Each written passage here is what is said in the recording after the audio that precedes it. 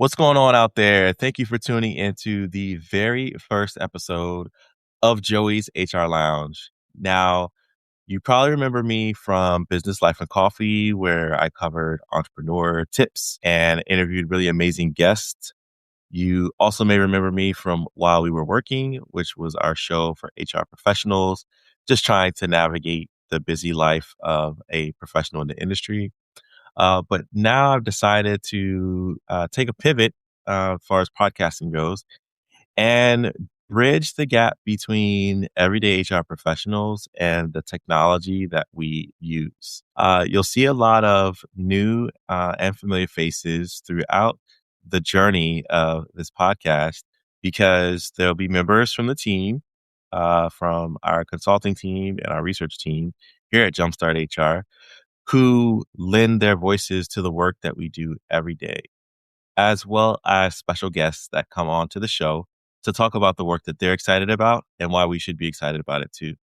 So in this seat, I like to just be the listener. I like to represent you, maybe ask the questions you wish you would ask if you were chatting with that person or that group and we all get to learn, grow, and be inspired together. Also, I should mention that Joey's HR Lounge is not just a podcast. It's also a community. And if you go to joeyshrlounge.com, you'll see not only a place to check out podcast episodes, but also join our community and take courses that will go towards certification, as well as helping you as a HR professional battle real life challenges. And so it's specifically for you. It's specifically for us. HR professionals in the HR community doing really good work and just trying to stay ahead of technology, innovation, and what our C-suite's asking us to tackle. So without further ado, we'll jump into this first episode. Brought a friendly and familiar face to our show for the very first episode. We'll have more surprises in future episodes. But Tami Nutt, our VP of Research and Insights, at our Aspect 43 research division. Tami, introduce yourself because you just launched something amazing and we want to talk about it. What's up, Tami? Hey, thanks so much for having me here. Really excited about Joey's HR Lounge and excited to get to be on this episode and talk about one of my favorite topics, which is compliance. Yes, yes. Absolutely essential for every HR professional and every business.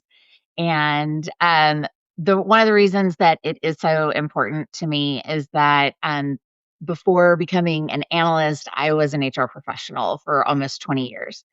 And I know how challenging it can be to keep up with compliance and to make it work within the business. I also have a law degree in labor and employment law. And so I always say compliance is my love language. People laugh, which I think is interesting, but it's true. I think it's so important. No, I love it. And I love that compliance is your love language. Definitely appreciate that perspective on our team because I think of all of the many great inventions and advances in our world that maybe we would have never thought of, but someone did because they were passionate about it. And similarly, you are our compliance guru, and the innovations and insights that will come from our research and the work that we do on our consulting side. It's truly something special. So let's get into this HR compliance technology category guide. It's a bit of a mouthful, but help set the stage. Why is HR compliance technology research important for today's HR professional? Yeah, it's one of this particular guide is something that I've really been thinking about and working toward ever since I became an analyst. I was like, we need this. Uh, there's technology that can help with all of these things. They don't have to be held in your head or on post it notes or on I used to have like those paper protectors with all of my compliance checklists in them that I would go through all the time. That doesn't have to be the case anymore.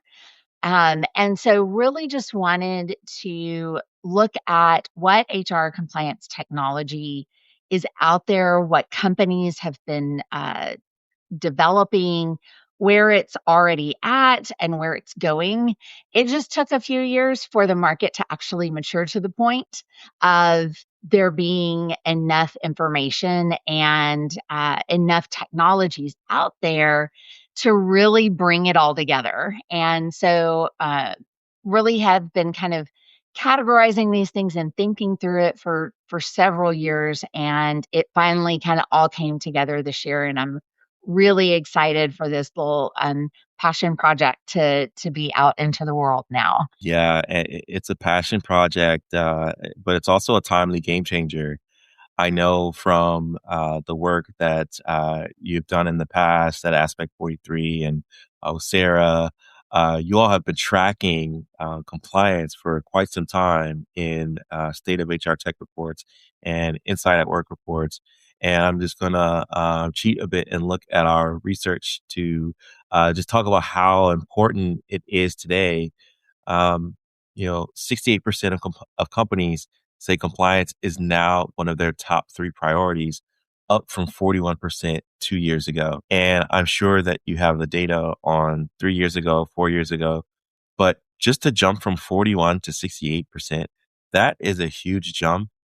And it lets me know that a lot of HR professionals are up at night because of compliance changes, and not knowing exactly how to adapt to our modern reality. So could you speak a little bit more about how you think the modern professional is facing these compliance challenges? Yeah, it really it wasn't surprising to me because I saw how compliance was becoming more challenging, especially the post pandemic. A few things happened. Number one, you have much more distributed workforces. And that automatically complicates compliance. And it used to just be an issue for big businesses, for enterprise level and enterprise size businesses. But you have very small teams that are now distributed workforces, and they still are required to maintain that compliance. And that's not just distributed within one state, it's distributed across the United States and even globally. So that move complicated the compliance landscape for businesses. The other thing that happened is that you had a lot more active state and local legislation coming through that put compliance pieces in place. And that activity moved compliance from something that was sort of a set it and forget it approach to an ever evolving uh, piece of information and foundation that you have to look at. And really that's kind of the thing that I want to help businesses and especially HR to understand is that compliance is like the foundation of a building. Mhm. It's the pieces that hold everything in place that set everything up to be successful, and you may not see it every day, but everything depends on it. I remember my parents built a house a few years ago, and it took seemed like forever for the foundation to get laid. Like they would come through, they would dig for a long time, and then they would put down the rebar, and then they would, put down some other pieces, and then they would come through with concrete, and then they came back and did some other stuff with wiring and all sorts of different things. And you would go by and there were people working, but you never really saw a lot of progress being made above ground. It was all happening underneath. And that was the longest part. Once that was done, the rest of it came very, very quickly. And you could see all of the things. Well, we don't see their foundation on a day to day basis, but it's what made everything else be able to work. And it's what made the structure of the house stable, and that's really what compliance is like. And so it's one of those things that you want to get it done right, you want to get it done well, and it has become one of those things that that has changed dramatically over the last few years. Mhm. So we need to take a look at it and make sure that we're shoring up that foundation really well. And tech can help us to do that. Tech can help us do that, and it's the people who need to know what tech can do, right? And the cool thing about our business and the way that we have research on one arm and consulting practice on another is that uh, our research is validated by what we see day to day in our consulting practice, and the consulting practice can help inspire the research.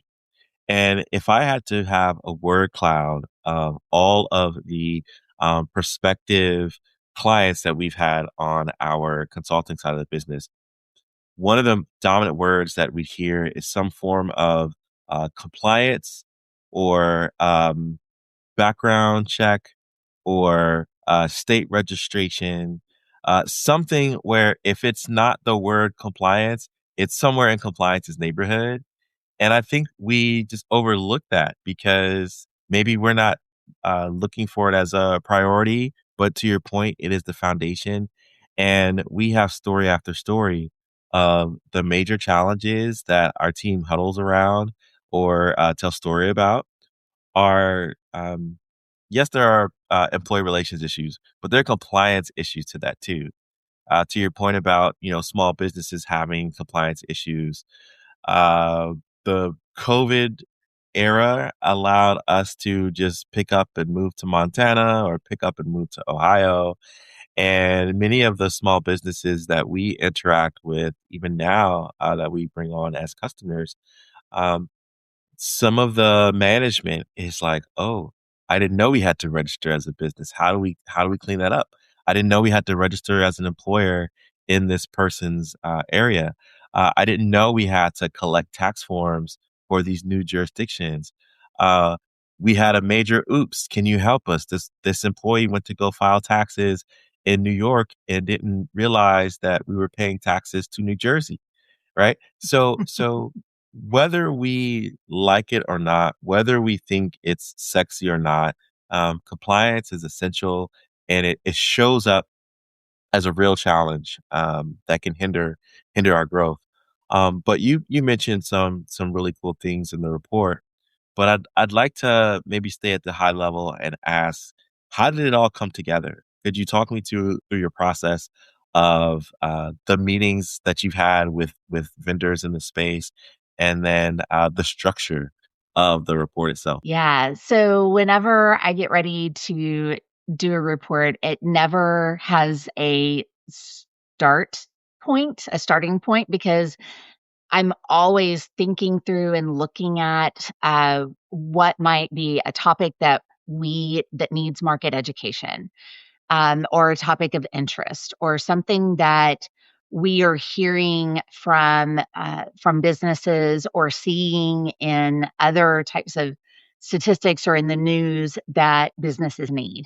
And so there's never a real hard start point. It's more of a evolution. It comes around, and it finally at some point in time seems like we've got enough information, the market's in the right place, the resources are in the right place, and we're kind of ready to start formulating something to put onto paper that other people can see. I take notes all the time.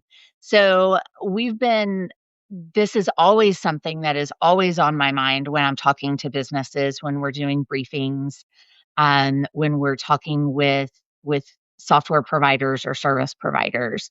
And so these things have been mulling around in my head for a long time. I've put a lot of it on paper over time. And so when we got ready to actually start the formal writing, it really starts when we have an end date. Because that's now I have a When the pressure's deadline. on. Yeah, so I've got to like actually start putting pieces in place that other people can see, rather than it just mulling around in my head and on some notes I have here, there, and everywhere.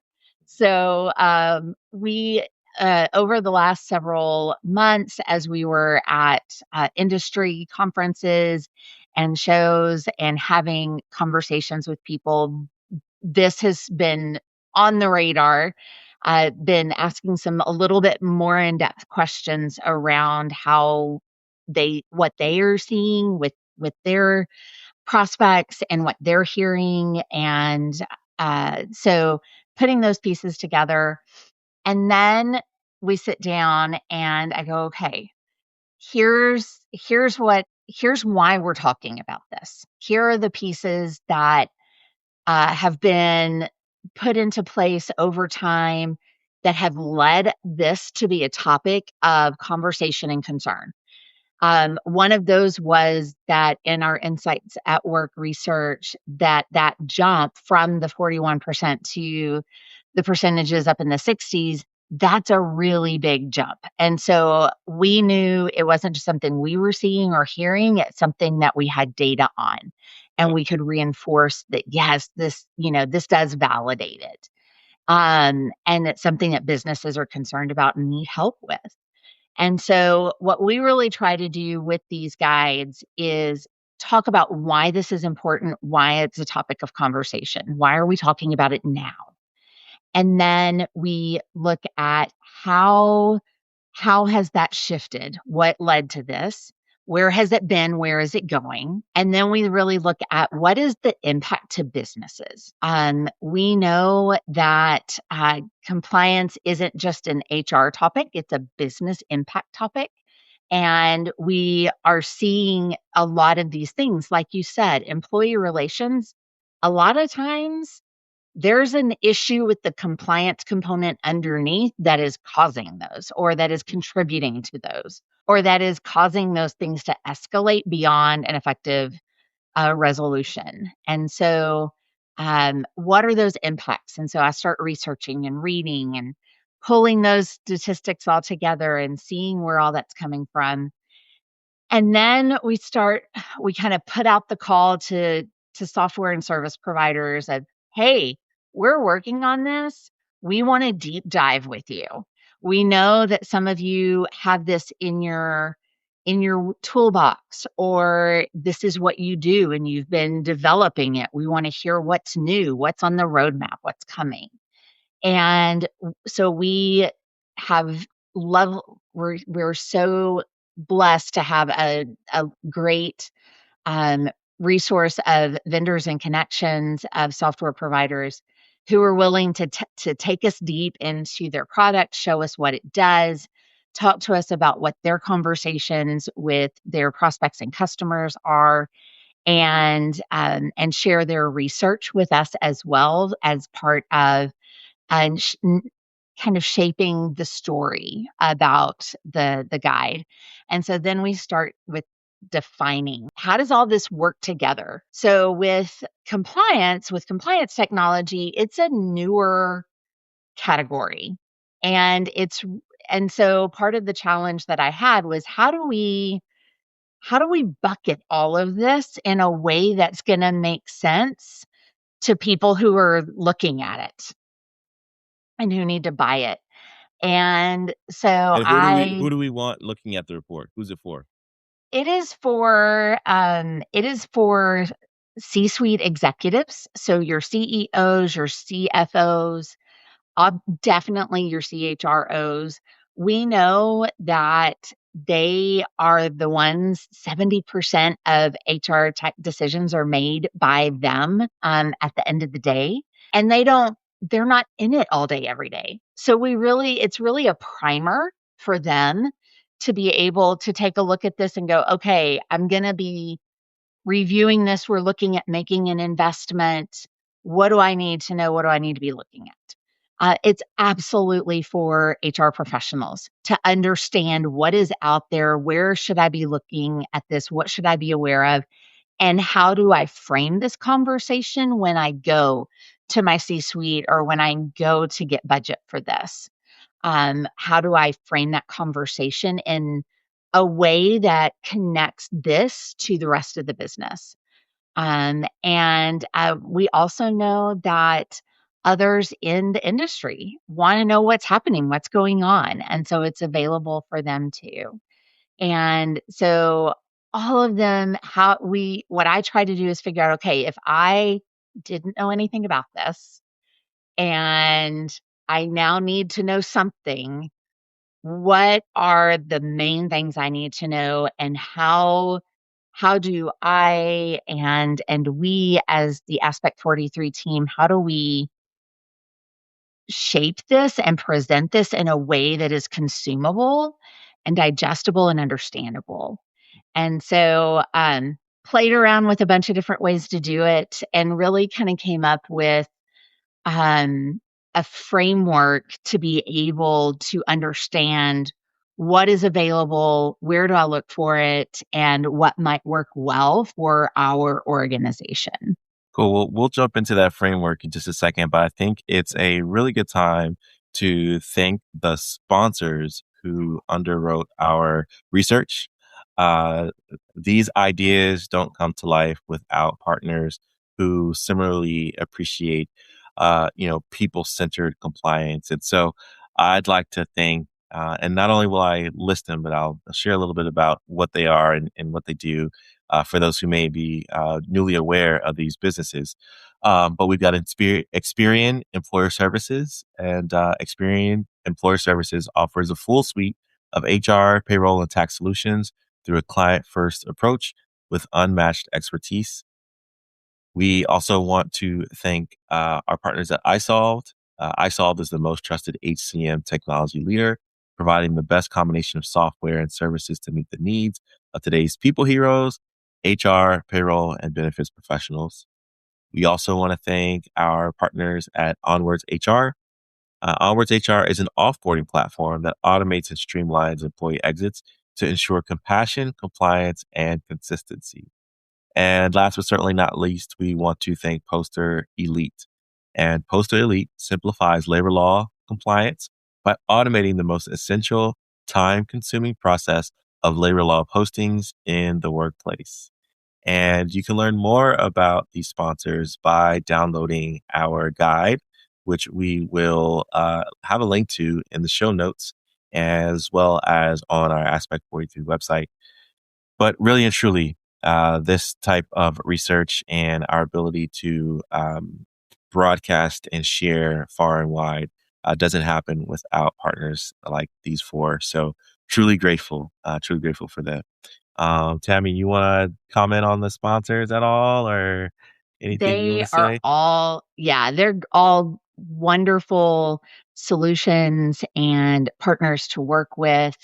And just they're always a joy to be able to meet with and to learn about. They're all very compliance savvy and compliance forward thinking, which always makes me excited to get to talk to them because we can kind of geek out over it a little bit together.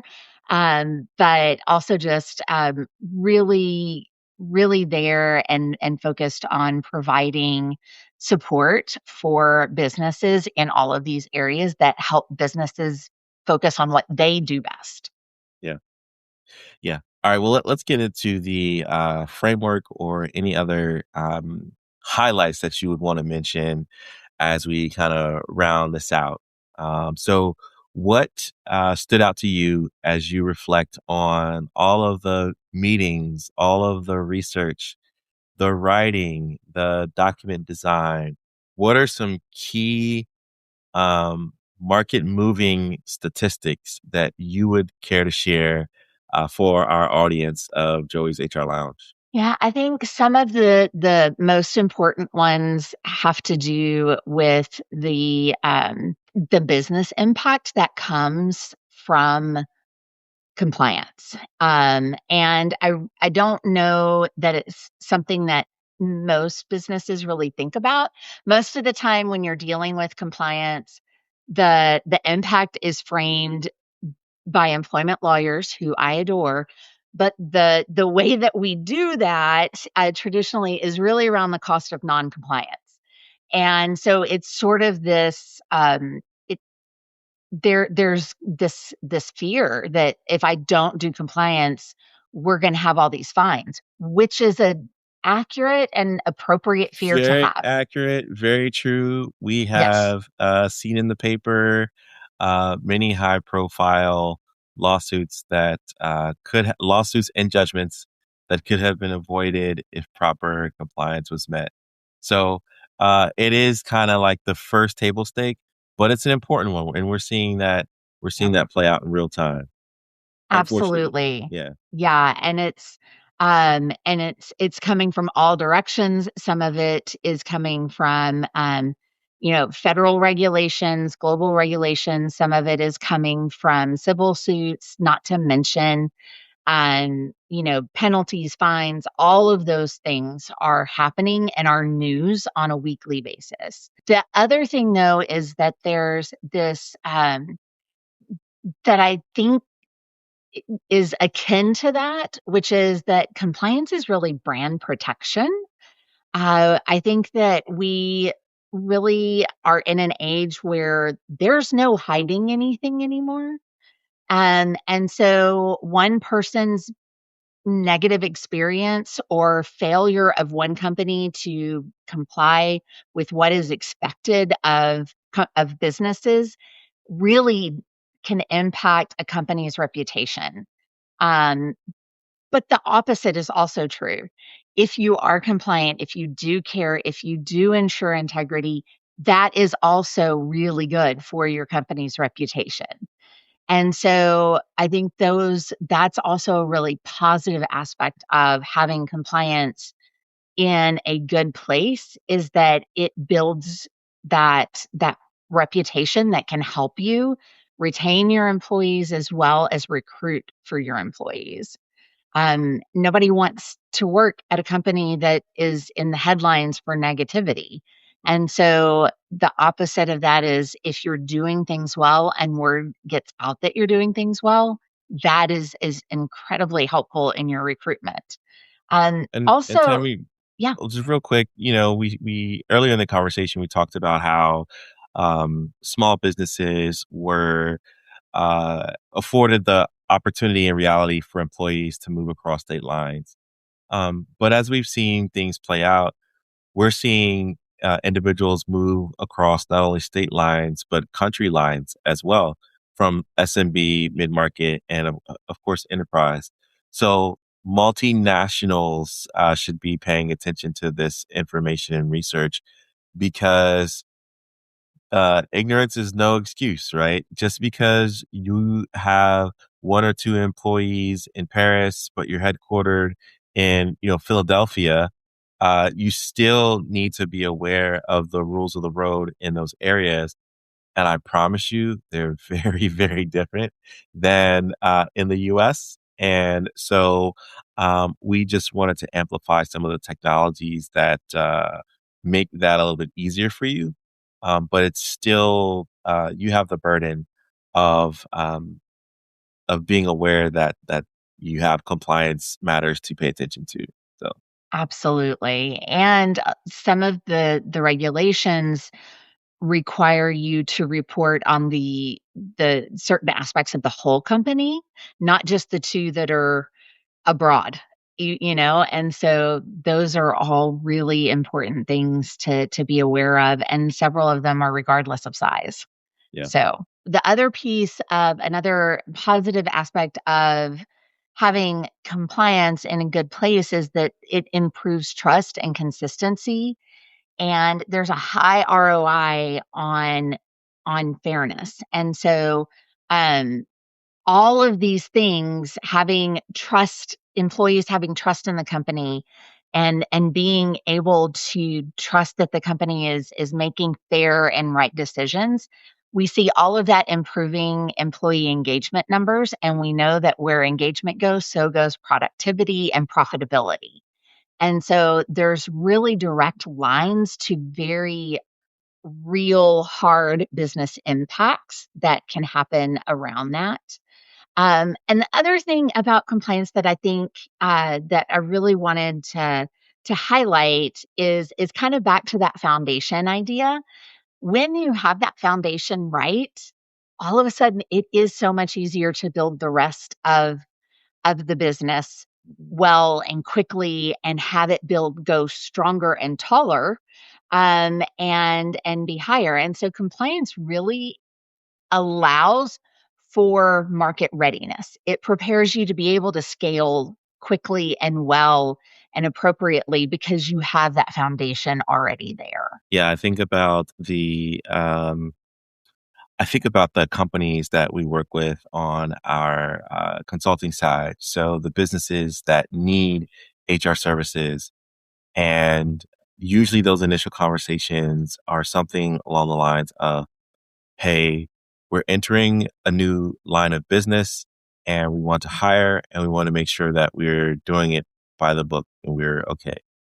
Or we're a multinational corporation and we are establishing a US presence and we want to make sure that we're doing it okay and we are giving employees the right rules of the road to follow, as well as informing ourselves of the right rules to follow. So, anytime that companies are stepping into something new, one of those first stepping stones that they try to look at, dare I say, before marketing, maybe not before forecasting financials, because obviously financials are the lifeline of a business, but even maybe before marketing strategy, sales strategy, they're thinking about what are the labor implications of stepping into this new territory and how do we make sure that we abide by the rules. And so I can't stress enough how many conversations that I have with business leaders, and then stories that we hear from our team about the importance of this topic. And we can take it one step further to now say the tools that help those conversations go easier and the tools that free up professionals from having to spend more time on manual labor focused on compliance, but allows them to free their mind and time to focus on other things that are important in the business. So super thrilled that we had this research and we were able to bring it to light this year. Also super thrilled that we were able to have a cameo in our research. Mr. Taylor Stockton from the U.S. Department of Labor, who is the Chief Innovation Officer. Not only did you spend some time with him in sharing the highlights of the report, but he just talked about the government's perspective on uh, AI innovation and just how important compliance is. And I want to share this quote, and we'll leave with this quote and maybe your thoughts around it. But in your conversation with him, um, he says that compliance can help accelerate AI innovation if it's approached in the right way. The right compliance and governance can be critical in developing trust such that all stakeholders see the opportunities that AI brings and can run even more effectively towards them together. I thought that quote was powerful because it literally means, you know, if AI innovation is a rocket ship, or if it's a bike, or if it's a car, compliance is the handlebars, the brakes, the turning signals, the thrusters.